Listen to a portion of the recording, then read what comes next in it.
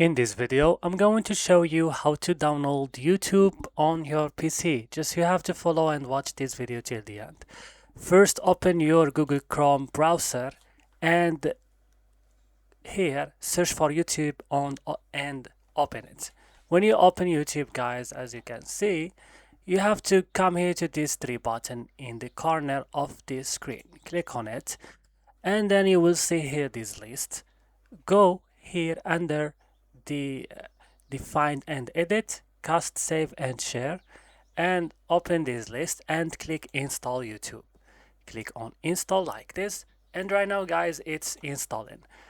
I will just pin in this taskbar, and if I close these windows, I will just find it here. As you can see, it's installing right now. Guys, I hope this video was helpful. Don't forget to like and subscribe, and bye.